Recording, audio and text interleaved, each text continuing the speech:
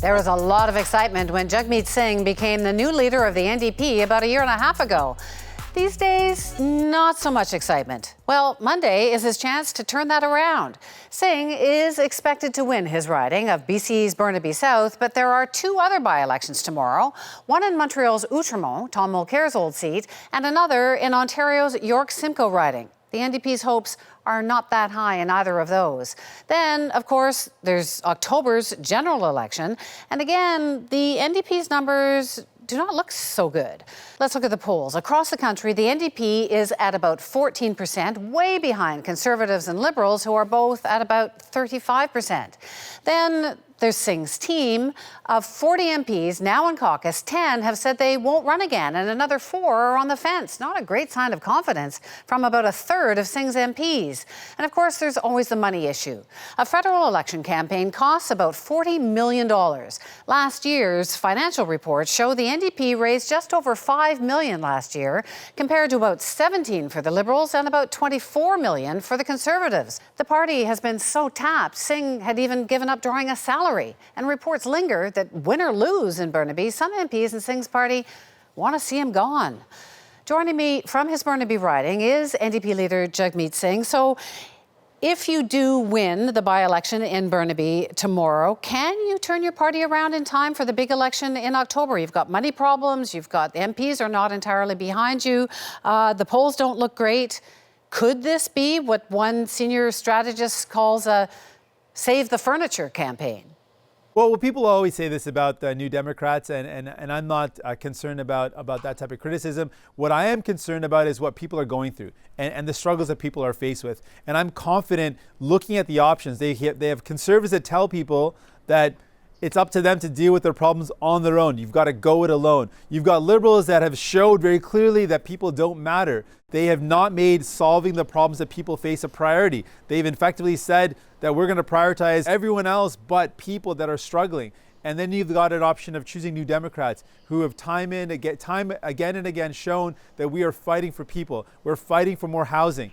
Not so long ago, the CBC reported that a number of MPs in your party want you out if you lose in Burnaby, that they acknowledge that they've even come up with a plan B to replace you with another leader if you're not up to the job. That's pretty remarkable, no?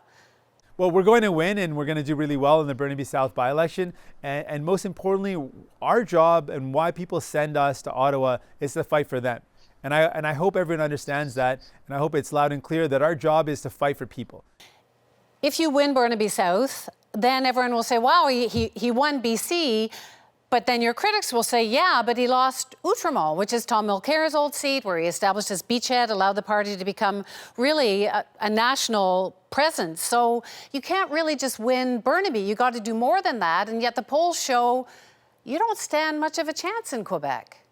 Well, we've got to do well across the country, and I'm confident we will. But we look at what people are faced with. They're faced with a Liberal government that has chosen to give preferential treatment to SNC-Lavalin. They've chosen to ignore the criminal charges faced by a company and try to find ways to help out their friends. They've got that choice on one hand. They've got Conservatives that say that, you know what, deal with problems on your own. And then you've got us, New Democrats, who are saying, hey, we can help people out. I'm sure you know that the Quebec government has this ban on public servants wearing religious symbols.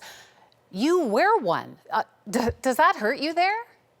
No, not at all. The people of Quebec are incredibly progressive folks that are open-minded, open-hearted. I've had a great experience every time I've gone to Quebec. But the polls show that Quebecers favor this ban on religious symbols, and you don't agree with that. Do you really think Quebecers are that progressive? They are. There's a province that's got one of the lowest tuition fees in the country. They've got great childcare services and programs in place. And they're people that believe that government can actually make people's lives better. And I'm confident that that's what we're going to do. We're talking about and proposing solutions that will make people's lives better. And the people of Quebec want that. They need that. They're seeing Liberals who are only interested in helping the powerful, helping the pharmaceutical industry protect their profits instead of actually bringing in changes to reduce the cost of medication. They're more interested in giving benefits or preferential treatment to powerful multinational corporations rather than helping families that need help on housing. They're showing that where they stand, and I'm showing where I stand. I stand with people, making their lives better, and those are my commitments. Those are my priorities. You're the first person of color to be a leader of a federal party in this country. I wonder if that's been an issue for you, because you've been called all kinds of names, like hapless and so on. Does that have anything to do with you being the first POC, person of color, as a federal leader? I can tell you that having grown up as a marginalized member of a community, or growing up as a person of color, that I faced challenges and barriers, absolutely, but it just gives me an insight into what people face. There's so many Canadians that face challenges every single day at work, in their lives, in their communities. They face challenges, and I understand a little bit of what that's like. Women continue to face challenges. There are questions about their competence and their ability. I understand what that's like, and understanding what people go through gives me an ability to connect with those folks and say, listen, it doesn't have to be this way.